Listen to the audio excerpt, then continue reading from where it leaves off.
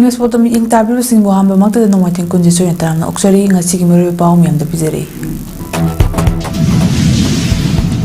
cookie terrorist na bom kapsulak pada angang ani lei kidre khoishang naraba miam na CRPF game ta thomjin bada CRPF na nongmai kap thorak pada gi me ahum lei kidre Tampaki district mahada curfew thamjin kre data servicing nimit humni thinjin kre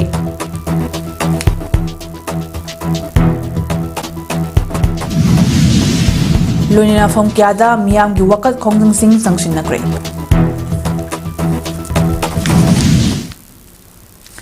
Mabunga Pao Miam to Pizere.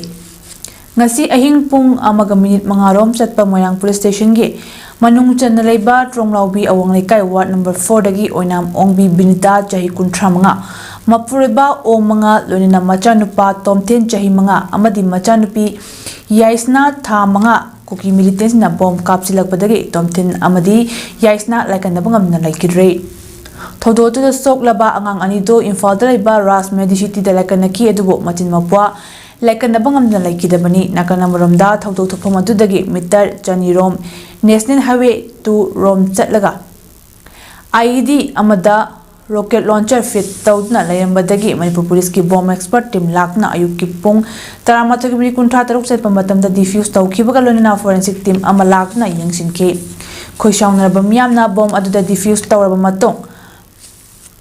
Tronglaupi maning de leriba D8 CRPF ki outpost thomjin duna nongmai round kaya amadi tear gas kapthorakpadagi mioi kun hena asopan nangle lonina mi ani sire lekidaba mi edi moirang college relief camp te leba livestream jiten chayu humfu amadi huidrom henry chahini fu tera lukram medaktagi haujuna fugak chaw ikai awang lekai da parada leibini hairi ngasi ayu angan bapung ama khare helakpada Tronglaupi maning awang lekai da Cookie militants na bomb ni attack sa tharakpada jahi nauriba angang ani lekidaba mamana sokiba bo yaningdaba phongdok laduna ngasi ayuktagi hauraga Bisnupur district ki tongan fam singda miyam na lambi tingduna akalma khongjang jangsinkre khongjang aduda bomb yang tawkiba attack to the chain basing ato matamda fagadabani angang ani halpada chain basing faadna matik chaba jayak pigadabani haibo kolau kaya sulauke Bisnupur district ki Tronglaupi Awanglekai da ngarang ahing nongyagi matamda Cookie militants na yumlakta bomb attack tawraktuna angang ani leikidabagi thodok thokraba mato ngasi mafam adugi yum amagi mayan nakna pre-plan tawduna thamjilamba IED amati local med RPG amaso Manipur police ki bomb disposal squad sing forensic science ki kangbu sing na lakna mafam adudagi laukhatlaba matung tekta kaidna defuse tawki haiba bomb adu defuse tawkraba matung ngaihak ikan kanadana Tronglaupi Awanglekai gi maning gi tainaba gelmol village ta leiba CRPF kemda khoishang naraba miyamna mathau tawduna yenglaga leiriba CRPF sing hankhro leibagi kanarari haina thomjiluba matamda CRPF personnel singa muknaba thokpadagi maikai khangna kapthorakiba nongmaina panbada khongjangrai ahom leikidre kayamna sopanangkre lunena pawmi singa unaba amada Tronglaupi khunja singna hai Tronglaupi gi maning thangba Gelmol village paring asi CRPF game amsulai masida matau karamna bomge attack tarukli bino phamasi khunja sing asi thokiba thodosna leiba ngamnadabagi fibam amada lakle thodos ta chenabasing hakpa cheirak pinena balengang na thabak to ontopiu phongdoke maru ina hauju Bisnupur district amadi Imphal area gi mpham singda akan mukhongjang sing jangsin be leptre nakal amaramda thodok thomda lakiba imagi maira gi president thoktom sujata na hai peace yamna pamba chief minister na ngasi thokliba thodo asigi matangda miyamda chap chaba pakum piu ngasi tronglawbigi bomgi attack ta leikhidraba pikliba angang anigi apok mapa BSF personal oiduna atop state ta migi lanthum punsi ngakna leingei mahaki pokcheba machadi pre-plan gi bomb attack ta leikhidre mahaki luina bina Rasmedi city da laikanari khoishawngraba miyamna horakpa ihauda CRPF personal na kapthorakiba maruna panbdagi siba amadi shokpa yawriba khudingmak thokliba thaudo asigi matangda peace pamba chief minister na maral leibasing phabiu amadi santi hanjilhalu fongrokhi mahakna makha taraduna hai peace hanjilakna bani haidna asuk kuina wari shanaraga lakiba do haujiksu wari adumak sanaraga leigatoribra haipa wahang hangladuna chahi nauriba pikliba angang shiraga peace ki wari shanaba changnibra haujik leiriba phiba masida center amasung state asi kuki furup singna hena chawrabra makhogi mathakta akan action amata lokhatpa ngamnaroidra hariba thaudo asida pham aduda ngakna leiriba central security force kaidauraga leiribano amadi peace pamba chief minister na laikhidraba angang anisi hinghanba yaba yengbiu haina pendaba fondoki nang batra yang nang nang ki peace ta khoina peace pati peace to yaad re chahi hum peace ta khoi siloi tumbe ba tumbe gamal babu guman ki bakrai dikino peace hemale ko peace toksi action toksi action darka oi re bisi ko atun huji so kapi press media na sakhini miyam na sakhini huji so kapi yembiyo atun na bara moi ka onai ba sen masigin bitati reply bibiu praja miyam ngai jere ngasi ahing pung amaga minute mangarom setpa matamda kuki khulai paibasina bom kapsilakpadagi tronglawbi awang lekai ward number 4 dagi oinam ongbi binita chahi kunthra manga mapuriba o mangal onina machanupa tomtin amadi machanupi yaisna tha manga soklaba matung machanupa amadi machanupi lekhidaba thaudoki matung ngasi JC against the brutal killing of minor children oinam tomtin 5 years and oinam yaisna 5 months and severely injury Oinam Binita Lima 35 years wife of Oinam Mangal Singh Oinam Mangal Meite Tronglawbi awang lekai kobama semkre JSC advisor Gauro Moyang Timna Fongdokibada Kuki militants singa Maite Singbu loisinaba honarakpada thoklibai irang chahi ahum helaklaba sige saruk ama oina tronglawbida thokliba irang asigi makha chatharakpada ngasi thokliba thaudo asida soklaba lekhidraba imung manunga amata oina chatminaba miyambu ngak shenba ngamdraba central force lauthokduna miyamna monitor tawba yaba state force oina thambiba natraga miyamna hanadagi propose tawduna lakpa lenga asiga ceasefire tangodna leiriba tampake lalhoba amagi designated camp ama tronglawbi amadi masigi maningda leiriba chingi karakta thambiu karigumba demand sing asi pidaba tarabadi national highway 2 wasi economic blockade tawragani masida manipurgi miyamna support tawbiu haiki leiriba makoi bu landhe duna la e haraga aikoi da bong kapsalaga hallaga sienbada selakpada phaba ngamhodaba asigumlaba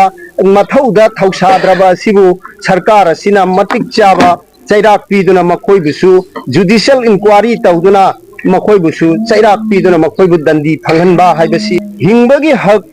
manglaba khunggang singi miyamda masana masabu ngakchaba ngamnabagi ngasi Bisnupur district ki Moirang police station ki manungda leiba tronglawbi awang lekai da kuki terrorist singna bom kapsinduna pikli bangang machani bom na panbadagi leikhidaba apopi mamana aru phibam da hospital da laikana dina liriba thawang adugi mayokta tampaki tongan mafam singda chatharakiba banna mahausagi punchita chauna kaiba pikre bangi khongjang ase Indo Burma Sugnu Road ki Pangantabi ki youth singna lambida uwa fajinduna amadi tayar mai thagna lambi tingbagi khongjang changsinki banna duna na lambi paringa sida lakiba gari sing amata chatanki ri hari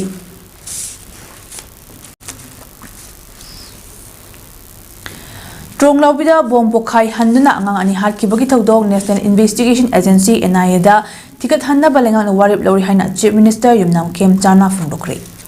Chief Minister Official Residence the Pangthopa Pawim Pamamada Mahakna Hai Selasida Ingtapa Fibam Lehaningdaba Kangbu Kanagumba Mui Karana Atamana Taudo to Tokan Kibani Taudo Gimatanga Home Minister Amusong MLA Singa Kupna Kana Bamatunda case as NIA the Sinana Bawar Blow Kibani Houzik Fawagi Oina Kanana Taudo to Tokalapuna Haiba Chapchana Kangbangam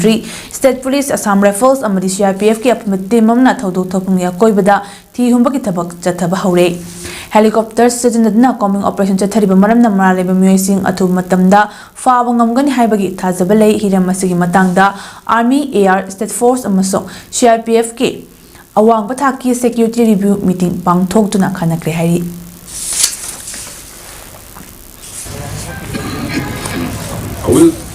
will help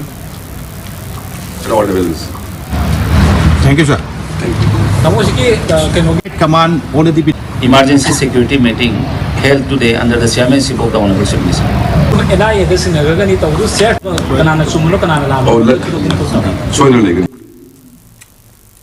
Kuki terrorist na machimana ngang ani bom kapshinuna pokhailaga harkhra matung amasung khoishauna miyamna irang haurakpada CRPF ki personnel singna nongmaina kapna michamani hatokhiba amadi asopan kya yahon khraba tungda tampaki district mangamakta mailinaba district magistrate singna matam kakna curfew thamjinkhre Imphal West Imphal East Bisnupur Thawbal amasung Kaksing district ki district magistrate singna thokiba chero singna hai mailinaba district SP singna district asida myang eba tangduleta daba film ama thokhanbe yawa film leire misi minage thodok sing thorpa yabagi Yabasing Lakshin Hauna Bagdamak Bhartiya Nagarik Suraksha Sanhitya Isingani Kulhumdogi Section Cham Humfumdogi Makada Thing Matamle Mipum Kuding Mak Ngasi Nungtil Pung Ani Makaidagi Makata Bayatang Amata Talk to Fauba Yumdagi Mapan Tokloi Dabani Lining Nation Gabayan Batabak Tarum Singi Mangjong District Magistrate Singdagi Ayaba Loga Dabani Masigi Matakta State Home Department Data Internet Service Numi Humi Tinginaba Order Tokre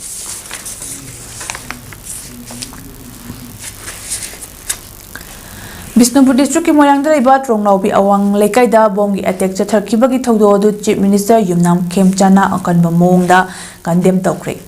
chahi manga subata ngari ba nupa macha amaga tha taruk subata ngari bi nupi macha amaga sikhibaga loinena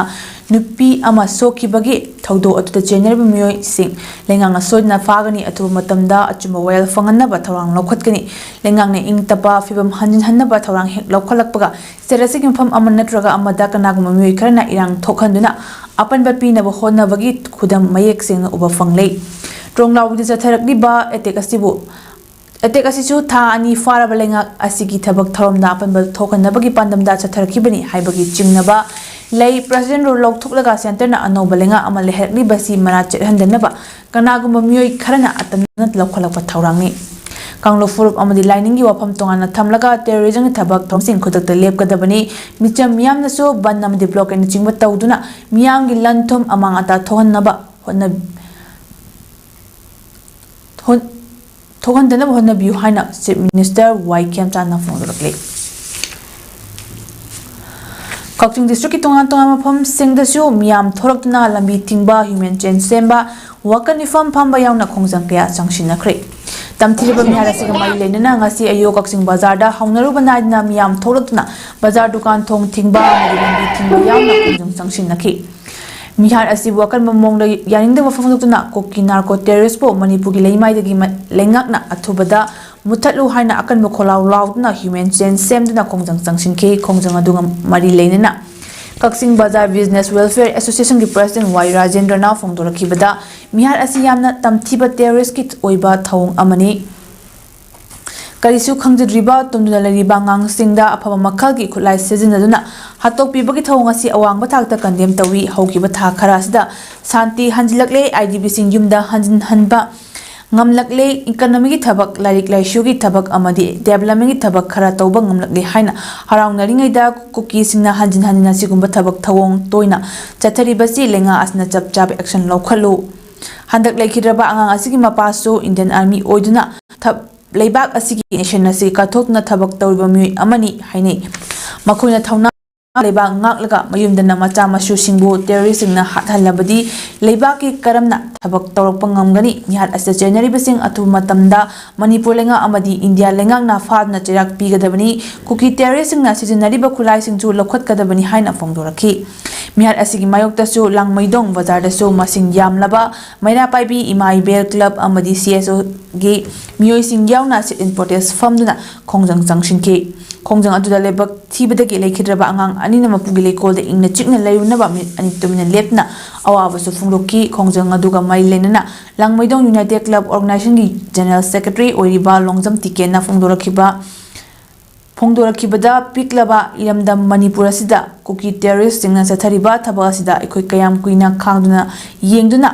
ꯂꯩꯒꯗꯧꯔꯤꯕꯅꯣ ꯑꯩꯈꯣꯏꯒꯤ ꯇꯨꯡꯒꯤ ꯃꯤꯔꯣꯜꯒꯤꯗꯃꯛ ꯆꯞ ꯆꯥꯕ ꯈꯣꯡꯖꯪ ꯑꯃ ꯆꯪꯁꯤꯟꯅꯕ ꯁꯦꯝ ꯁꯥꯔꯁꯤ ꯃꯅꯤꯄꯨꯔ ꯃꯤꯌꯥꯝꯅ ꯆꯪꯁꯤꯜꯂꯛꯄ ꯈꯣꯡꯖꯪꯁꯤꯡꯁꯨ ꯁꯔꯨꯛ ꯌꯥꯗꯨꯅ ꯆꯪꯁꯤꯜꯂꯛꯀꯅꯤ ꯍꯥꯏꯅꯁꯨ ꯐꯣꯡꯗꯣꯔꯛꯈꯤ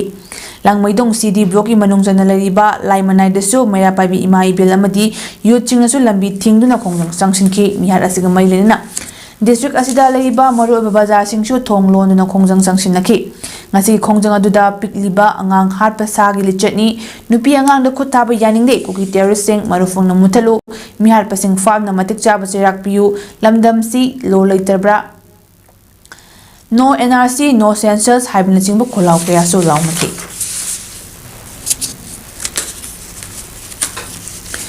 ꯉꯁꯤꯒꯤ ꯇ꯭ꯔꯣꯡꯂꯥꯎꯕꯒꯤ ꯊꯧꯗꯣꯛꯄꯨ ꯌꯥꯅꯤꯡꯗꯕ ꯐꯣꯡꯗꯣꯛꯇꯨꯅ ꯋꯥꯕꯒꯥꯏ ꯂꯝꯈꯥꯏ ꯕꯖꯥꯔꯗꯁꯨ ꯃꯤꯌꯥꯝꯅ ꯀꯩꯊꯦꯜ ꯊꯤꯡꯗꯨꯅ ꯗꯨꯀꯥꯟꯁꯤꯡ ꯊꯣꯡ ꯂꯣꯟꯗꯨꯅ ꯕꯟ ꯆꯠꯊꯈ꯭ꯔꯦ ꯉꯁꯤꯒꯤ ꯕꯟꯒꯤ ꯈꯣꯡꯖꯪ ꯑꯗꯨ ꯌꯦꯜꯍꯧꯃꯤ ꯀꯟꯕ ꯂꯣꯛ ꯋꯥꯕꯒꯥꯏ ꯍꯤꯌꯥꯡꯂꯝ ꯀꯩꯔꯛ ꯑꯃꯗꯤ ꯋꯥꯕꯒꯥꯏ ꯂꯝꯈꯥꯏ ꯂꯥꯏꯔꯦꯝꯕꯤ ꯆꯥꯎꯈꯠ ꯊꯧꯔꯥꯡ ꯅꯨꯄꯤ ꯂꯨꯞꯅ ꯆꯠꯊꯈꯤꯕꯅꯤ ꯊꯥ ꯑꯁꯤꯒꯤ 6 ꯑꯃꯁꯨꯡ 8ꯀꯤ ꯂꯣꯟꯅꯕ ꯑꯍꯤꯡ ꯄꯨꯡ 1:30 ꯇꯥꯕꯗ ꯕꯤꯁꯅꯨꯄꯨꯔ ꯗꯤꯁꯇ꯭ꯔꯤꯛꯀꯤ ꯃꯣꯏꯔꯥꯡ ꯄꯨꯂꯤꯁ ꯁ꯭ꯇꯦꯁꯟꯒꯤ ꯃꯅꯨꯡ ꯆꯟꯕ ꯇ꯭ꯔꯣꯡꯂꯥꯎꯕꯤ ꯑꯋꯥꯡ ꯂꯩꯀꯥꯏꯗ ꯀꯨꯀꯤ ꯅꯥꯔꯀꯣ ꯇꯦꯔꯣꯔꯤꯁꯁꯤꯡꯅ ꯕꯣꯝ ꯀꯥꯞꯁꯤꯜꯂꯛꯇꯨꯅ ꯄꯤꯛꯂꯤꯕ ꯑꯉꯥꯡ 2 ꯁꯤꯔꯒ ꯃꯃꯥꯕꯨꯅ ꯇꯝꯊꯤꯅ ꯁꯣꯛꯍꯟꯈꯤꯕ ꯊꯧꯗꯣꯛ ꯑꯗꯨꯕꯨ ꯌꯥꯅꯤꯡꯗꯕ ꯐꯣꯡꯗꯣꯛꯂꯗꯨꯅ ꯌꯥꯏꯔꯤꯄꯣꯛ ꯃꯥꯏꯀꯩꯗꯁꯨ ꯃꯤꯌꯥꯝꯅ ꯑꯀꯟꯕ ꯈꯣꯡꯖꯪ ꯆꯪꯁꯤꯟꯈ꯭ꯔꯦ ꯑꯃꯗꯤ ꯃꯇꯝ ꯀꯛꯇꯕꯤꯗ ꯇꯣꯇꯦꯜ ꯁꯠꯗꯥꯎꯟ ꯂꯥꯎꯊꯣꯛꯈꯤꯕꯒ ꯂꯣꯏꯅꯅ ꯂꯩꯉꯥꯛꯀꯤ ꯂꯣꯏꯁꯪꯁꯤꯡꯁꯨ ꯊꯤꯡꯖꯤꯟꯈ꯭ꯔꯦ ꯇ꯭ꯔꯣꯡꯂꯥꯎꯕꯤ ꯑꯋꯥꯡ ꯂꯩꯀꯥꯏꯗ ꯀꯨꯀꯤ ꯅꯥꯔꯀꯣ ꯇꯦꯔꯣꯔꯤꯁꯁꯤꯡꯅ ꯕꯣꯝ ꯀꯥꯞꯁꯤꯜꯂꯛꯄꯗꯒꯤ ꯃꯤꯁꯤ ꯃꯤꯅ ꯑꯁꯣꯛ ꯑꯄꯟ ꯌꯥꯎꯅꯔꯤ ꯍꯥꯏꯕ ꯄꯥꯎ ꯍꯦꯛ ꯐꯪꯅꯕꯒ ꯑꯌꯨꯛ ꯑꯉꯟꯕꯗꯒꯤ ꯃꯤꯌꯥꯝꯅ ꯍꯧꯅꯔꯨꯕ ꯇꯧꯗꯨꯅ ꯌꯥꯏꯔꯤꯄꯣꯛ ꯀꯩꯊꯦꯜꯗ ꯊꯣꯔꯛꯇꯨꯅ ꯄꯨꯂꯞ ꯄꯨꯟꯁꯤꯟꯗꯨꯅ ꯊꯧꯗꯣꯛ ꯑꯗꯨꯕꯨ ꯌꯥꯅꯤꯡꯗꯕ ꯐꯣꯡꯗꯣꯛꯂꯗꯨꯅ ꯈꯣꯡꯖꯪꯁꯤꯡ ꯆꯪꯁꯤꯟꯈꯤ ꯃꯤꯌꯥꯝꯅ ꯌꯥꯏꯔꯤꯄꯣꯛ ꯊꯣꯡ ꯇ꯭ꯔꯥꯐꯤꯛ ꯑꯥꯏꯂꯦꯟꯅꯆꯤꯡꯕ ꯃꯐꯝ ꯀꯌꯥꯗ ꯇꯌꯥꯔ ꯃꯩ ꯊꯥꯗꯨꯅ ꯑꯆꯠ ꯑꯋꯣꯛꯁꯤꯡ ꯊꯤꯡꯈꯤ ꯃꯤꯌꯥꯝꯒꯤ ꯈꯣꯡꯖꯪ ꯑꯗꯨꯅ ꯃꯔꯝ ꯑꯣꯏꯔꯒ ꯌꯥꯏꯔꯤꯄꯣꯛ ꯅ꯭ꯌꯨ ꯃꯥꯔꯀꯦꯠ ꯇꯝꯐꯥ ꯀꯩꯊꯦꯜꯁꯤꯡꯗ ꯄꯣꯠꯐꯝ ꯑꯃꯠꯇ ꯐꯝꯅꯈꯤꯗꯦ ꯗꯨꯀꯥꯟꯁꯤꯡ ꯑꯃꯗꯤ ꯕꯦꯡꯛꯁꯤꯡ ꯊꯣꯡ ꯂꯣꯟꯅꯈꯤ ꯃꯍꯩꯂꯣꯏꯁꯪꯁꯤꯡꯁꯨ ꯁꯨꯇꯤ ꯊꯥꯗꯣꯛꯅꯈꯤ ꯃꯈꯜ ꯄꯨꯝꯅꯃꯛꯀꯤ ꯄꯦꯁꯦꯟꯖꯔ ꯁꯔꯚꯤꯁꯁꯤꯡ ꯂꯦꯞꯅꯈꯤ ꯅꯣꯡꯄꯣꯛ ꯁꯥꯌꯥꯡ ꯑꯄꯨꯟꯕ ꯂꯨꯞ NSALꯅ ꯃꯄꯨꯡ ꯑꯣꯏꯕ ꯊꯧꯗꯥꯡ ꯂꯧꯗꯨꯅ ꯂꯨꯞ ꯑꯁꯤꯒꯤ ꯃꯅꯨꯡꯗ ꯂꯩꯕ ꯈꯨꯜ ꯃꯩꯀꯥꯏ ꯀꯌꯥꯒꯤ ꯀ꯭ꯂꯕ ꯑꯣꯔꯒꯅꯥꯏꯖꯦꯁꯟ ꯃꯩꯔꯥ ꯄꯥꯏꯕꯤ ꯂꯨꯞꯁꯤꯡ ꯑꯃꯗꯤ ꯇꯣꯉꯥꯟ ꯇꯣꯉꯥꯟꯕ ꯚꯂꯟꯇꯤꯌꯔ ꯀꯌꯥꯁꯨ ꯊꯣꯔꯛꯇꯨꯅ ꯌꯥꯏꯔꯤꯄꯣꯛ ꯀꯩꯊꯦꯜ ꯇ꯭ꯔꯥꯐꯤꯛ ꯑꯥꯏꯂꯦꯟꯗ ꯃꯤꯌꯥꯝꯒꯤ ꯑꯣꯏꯕ ꯋꯥꯀꯠ ꯃꯤꯐꯝ ꯑꯃꯁꯨ ꯐꯝꯗꯨꯅ CM ꯐꯝ ꯈꯨꯗꯛꯇ ꯊꯥꯗꯣꯛꯀꯗꯕꯅꯤ ꯃꯤꯍꯥꯠꯄꯗ ꯆꯦꯟꯅꯕꯁꯤꯡ ꯈꯨꯗꯛꯇ ꯐꯥꯒꯗꯕꯅꯤ ꯑꯃꯗꯤ ꯃꯅꯤꯄꯨꯔꯒꯤ ꯁꯛꯇꯝ ꯀꯥꯏꯕ ꯌꯥꯔꯣꯏ ꯍꯥꯏꯕ ꯈꯣꯜꯂꯥꯎ ꯀꯌꯥꯁꯨ ꯂꯥꯎꯈꯤ ꯃꯤꯌꯥꯝꯒꯤ ꯃꯐꯝ ꯑꯗꯨꯗ ꯅꯣꯡꯄꯣꯛ ꯁꯥꯌꯥꯡ ꯑꯄꯨꯟꯕ ꯂꯨꯞꯀꯤ ꯄ꯭ꯔꯦꯁꯤꯗꯦꯟꯠ ꯑꯅꯟꯗ ꯂꯥꯏꯁ꯭ꯔꯝꯅ ꯐꯣꯡꯗꯣꯔꯛꯈꯤꯕꯗ ꯇ꯭ꯔꯣꯡꯂꯥꯎꯕꯤꯗ ꯀꯨꯀꯤ ꯇꯦꯔꯣꯔꯤꯁꯁꯤꯡꯅ ꯑꯍꯤꯡꯗ ꯕꯣꯝ ꯀꯥꯞꯁꯤꯜꯂꯛꯇꯨꯅ ꯑꯉꯥꯡ 2 ꯍꯥꯠꯈꯤꯕ ꯑꯃꯗꯤ ꯃꯃꯥꯕꯨ ꯊꯤꯅ ꯁꯣꯛꯍꯟꯈꯤꯕ ꯑꯗꯨꯒꯤ ꯃꯈꯥ ꯆꯠꯊꯔꯛꯄ ꯊꯧꯗꯣꯛꯇ ꯃꯥꯏꯀꯩ ꯑꯗꯣꯝꯒꯤ ꯃꯤꯌꯥꯝꯅ CRPFꯅ ꯅꯣꯡꯃꯩ ꯀꯥꯞꯊꯣꯔꯛꯇꯨꯅ ꯃꯤꯆꯝ ꯅꯍꯥ 3 ꯁꯤꯈꯤꯕ ꯊꯧꯗꯣꯛꯁꯤꯡ ꯑꯁꯤ ꯌꯥꯅꯤꯡꯗꯕ ꯐꯣꯡꯗꯣꯛꯂꯗꯨꯅ NSALꯒꯤ ꯃꯈꯥꯗ ꯂꯩꯕ ꯀ꯭ꯂꯕ ꯑꯣꯔꯒꯅꯥꯏꯖꯦꯁꯟ ꯃꯩꯔꯥ ꯄꯥꯏꯕꯤ ꯂꯨꯞꯁꯤꯡ ꯑꯃꯗꯤ ꯃꯐꯝ ꯀꯌꯥꯗꯒꯤ ꯂꯥꯛꯄ ꯚꯂꯟꯇꯤꯌꯔꯁꯤꯡꯒ ꯂꯣꯏꯅꯅ ꯋꯥꯀꯠ ꯃꯐꯝ ꯆꯠꯊꯕꯅꯤ CM ꯃꯁꯥꯅ ꯃꯤꯌꯥꯝꯗ ꯅꯦꯁꯅꯦꯜ ꯍꯥꯏꯋꯦ ꯁꯤꯡꯗ ꯑꯊꯤꯡꯕ ꯂꯩꯇ꯭ꯔꯦ ꯍꯥꯏꯈꯤꯕ ꯑꯃꯗꯤ ꯁꯤꯚꯤꯜ ꯁꯣꯁꯥꯏꯇꯤ ꯑꯣꯔꯒꯅꯥꯏꯖꯦꯁꯟ ꯈꯔꯅꯁꯨ ꯀꯨꯀꯤꯁꯤꯡ ꯏꯝꯐꯥꯜꯗ ꯂꯥꯛꯄ ꯌꯥꯔꯒꯅꯤ ꯑꯊꯤꯡꯕ ꯂꯩꯇ꯭ꯔꯦ ꯍꯥꯏꯅ ꯂꯥꯎꯊꯣꯛꯈ꯭ꯔꯕ ꯃꯇꯝꯁꯤꯗ ꯌꯥꯝꯅ ꯄꯥꯡꯗꯕꯒꯤ ꯃꯇꯧꯗ ꯀꯨꯀꯤ ꯇꯦꯔꯣꯔꯤꯁꯁꯤꯡꯅ ꯑꯍꯤꯡꯗ ꯂꯥꯛꯇꯨꯅ ꯌꯨꯝꯗ ꯕꯣꯝ ꯀꯥꯞꯁꯤꯟꯗꯨꯅ ꯇꯨꯝꯗꯨꯅ ꯂꯩꯖꯔꯤꯕ ꯑꯉꯥꯡꯁꯤꯡ ꯍꯥꯠꯇꯣꯔꯛꯄ ꯑꯁꯤꯗ ꯑꯩꯈꯣꯏ ꯃꯇꯧ ꯀꯔꯝꯅ ꯌꯦꯡꯗꯨꯅ ꯂꯩꯊꯣꯛꯀꯅꯤ ꯍꯥꯏꯔꯤ ꯃꯣꯏꯔꯥꯡ ꯄꯨꯂꯤꯁ ꯁ꯭ꯇꯦꯁꯟꯒꯤ ꯃꯅꯨꯡ ꯆꯟꯕ ꯇ꯭ꯔꯣꯡꯂꯥꯎꯕꯤ ꯑꯋꯥꯡ ꯂꯩꯀꯥꯏꯗ ꯂꯩꯕ ꯏꯃꯨꯡ ꯑꯃꯗ ꯇꯨꯝꯗꯨꯅ ꯂꯩꯔꯤꯕ ꯃꯃꯥ ꯃꯆꯥ 3 ꯉꯁꯤ ꯑꯍꯤꯡ ꯕꯣꯝꯅ ꯄꯥꯟꯕꯒꯤ ꯊꯧꯗꯣꯛꯇ ꯑꯉꯥꯡ 2 ꯂꯩꯈꯤꯗꯕ ꯑꯗꯨꯕꯨ ꯌꯥꯅꯤꯡꯗꯕ ꯐꯣꯡꯗꯣꯛꯇꯨꯅ ꯉꯁꯤ ꯁ꯭ꯀꯨꯜꯒꯤ ꯃꯍꯩꯔꯣꯏꯁꯤꯡꯅ ꯁ꯭ꯀꯨꯜ ꯒꯦꯠ ꯃꯃꯥꯡꯗ ꯊꯣꯛꯇꯨꯅ ꯈꯣꯜꯂꯥꯎ ꯀꯌꯥ ꯂꯥꯎꯗꯨꯅ ꯂꯝꯕꯤꯗ ꯈꯣꯡꯖꯪ ꯆꯪꯁꯤꯟꯈ꯭ꯔꯦ ꯕꯣꯝ ꯄꯣꯈꯥꯏꯍꯟꯗꯨꯅ ꯃꯤꯁꯤ ꯃꯤꯅꯥ ꯌꯥꯎꯕ ꯌꯥꯝꯅ ꯇꯝꯊꯤꯕ ꯊꯧꯑꯣꯡ ꯑꯗꯨꯕꯨ ꯌꯥꯅꯤꯡꯗꯕ ꯐꯣꯡꯗꯣꯛꯇꯨꯅ ꯀꯛꯆꯤꯡ ꯗꯤꯁꯇ꯭ꯔꯤꯛꯀꯤ ꯃꯅꯨꯡꯗ ꯂꯩꯕ ꯏꯔꯝꯗꯝ ꯅꯋꯥ ꯃꯍꯩꯀꯣꯜ ꯋꯥꯡꯉꯨ ꯃꯃꯥꯡ ꯁꯥꯕꯜꯒꯤ ꯃꯍꯩꯔꯣꯏꯁꯤꯡꯅ ꯀꯔꯤꯁꯨ ꯈꯪꯖꯗ꯭ꯔꯤꯕ ꯑꯉꯥꯡ ꯍꯥꯠꯄ ꯌꯥꯅꯤꯡꯗꯦ ꯀꯨꯀꯤꯁꯤꯡꯅ ꯇꯧꯔꯛꯄ ꯊꯧꯑꯣꯡ ꯌꯥꯅꯤꯡꯗꯦ ꯃꯅꯤꯄꯨꯔ ꯂꯩꯉꯥꯛꯅ ꯑꯊꯨꯕ ꯃꯇꯝꯗ ꯑꯦꯛꯁꯟ ꯂꯧꯒꯗꯕꯅꯤ ꯍꯥꯏꯕꯅꯆꯤꯡꯕ ꯈꯣꯜꯂꯥꯎꯁꯤꯡꯁꯨ ꯃꯍꯩꯔꯣꯏꯁꯤꯡꯅ ꯂꯥꯎꯈꯤ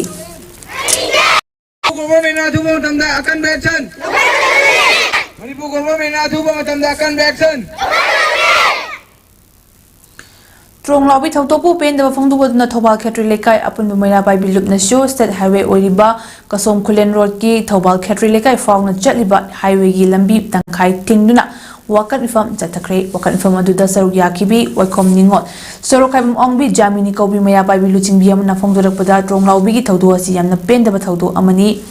Mama oibi amagi mathadagi macha animakpu amuktada setna manghanbikiba asi yamna pendaba thodokni lamdam asi lenga leitabaga chap manare manaleba myoising ado athobada fagatna chayak pibiu iramdam asi lenga ama leidi haibadunga sig lenga asna chap channa miyamda utpiu haina pendaba kaya phongrakhi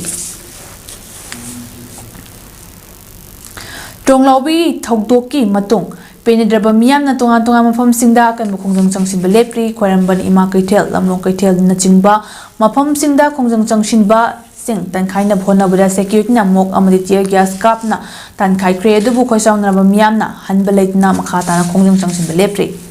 lamlai mai kairom dagi assembly tamna lakba miyam lamlong kaitel da police na mok bom amadi tear gas kap na tan khaina ba honarabasu miyam sing mafam adudagi lengdana khongjang chathari nakal amaromda orakni babalenga ki film asida makhata na pamda batawdosing thokna balenga na numihumni internet thinjin kibaga loina kakching na tampa ki district mari curfew law thokre makhata na miyam iho laksina ba hem state amadi security forcing na tonga ma infal mayogi mafam sing da section ngak se magi thabak chathaba hokre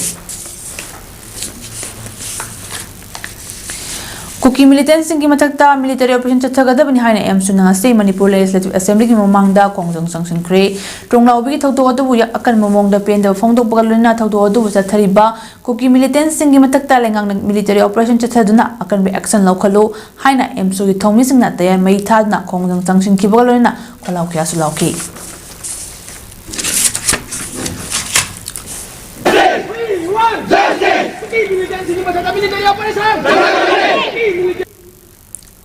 Ngasi ahing de kuki terrorist ni chungnaba singna moirangi tronglaubi bom na attack tawna pikliba anga ani shikiba duga mamabu na tamtina sokhiba amadi khoi shaunarba miyamga CRPF ka mungnabada CRPF na nongmai kapna micham ahumbu hatkiba thawong ko komi women wing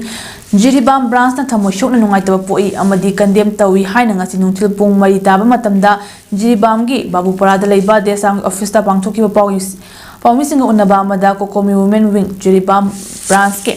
ko convener PS Shantibla Devina phongdokre mahakna makhata na haikibada PS hanjilakle haidna leiringai marak asda sumna tawrakpasna Jiribam district asidasu irang thoktanaba security singna fadna ngak senbinaba mailenaba authority singda haijari aduga mapandagi influence janglakna Jiribam da santi thugaina bhona biga no hainasu apel tawkhi aduga Jiribam da makhal amatagi harau kumai thabal Chongbana chingba thingni hainasu phongdokhi ngasigi pau kimpham aduda kokomi women wing Jiribam branch ki ko convener singsu saruk yakhi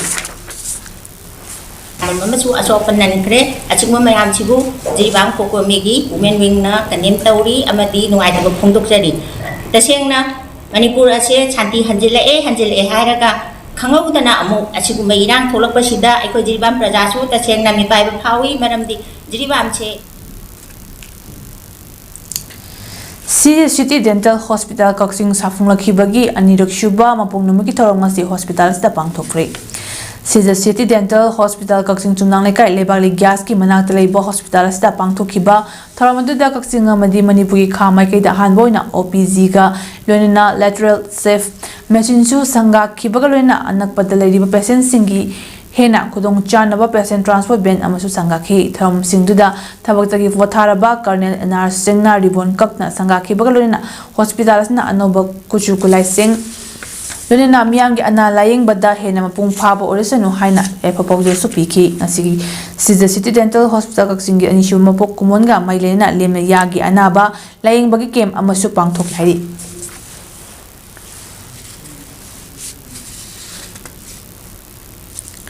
Thasiki hokiba tang mari ki numidang pung tara makhaidagi tara mathoirom taba fawbagi manungda Kaksing Police Station ki manung chanalaiba National Highway 137A Imphal Mayang Imphal Kaksing lamkai lambi ki kairak amasung wabgai ani gilona bampham amada thokiba lambi khudong thiba thawdo amada gari macha Vespa registration number MN01AQ0562 red color thoraga lakpa Waikhong Police Station ki manung chanalaiba Tezpur awang lekai dagi koizam Suras Maitei Jahi Kunipan apopagi meng ke Kauba Mui Ama Lakidabaki Taudo Ado Chinganingai Oi Taudo Adugi Langla Langjin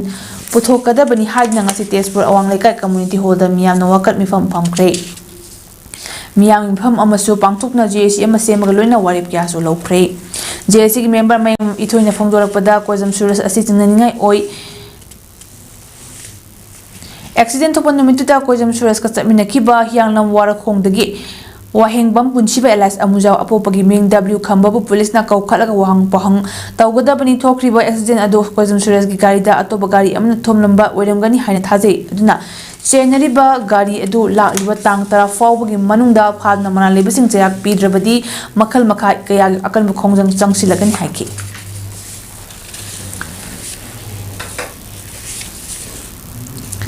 Manipur ki housing oriva film asi yenglaga Manfit 2026 pangthokani haina taramadu anoba notice ama thoktu fawba yei thokle organizing committee Manfit 2026 na thorak pachel amatung ina ngasi yamna thamoi shokpa thodokta tha manga gi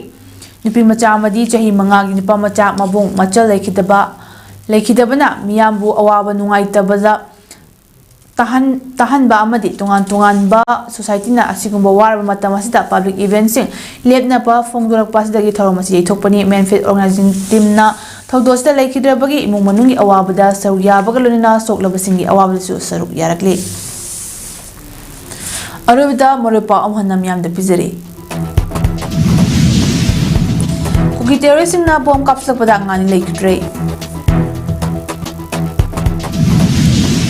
Question of Miamna CRPF came to Thompson Bada CRPF no make up Torok Padagi home like a dray.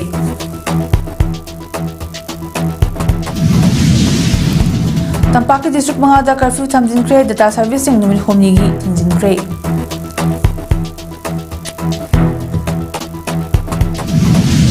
Lunina from Kiada Miang Yoka Kongdom Sing Junction Cray.